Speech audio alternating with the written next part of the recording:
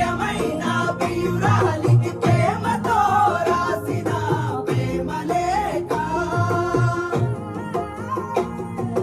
స్వయమైన చేతులతో ముక్కలుగా చింపిందే మనసు లేఖ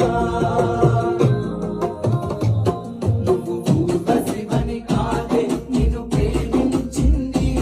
నువ్వు దేవతవని కాదే నిన్ను పూజించింది నువ్వు నింగివని కాదే నేల నేనయింది నా ప్రాణము అనే కదా నీకు అలుసయింది రాతలో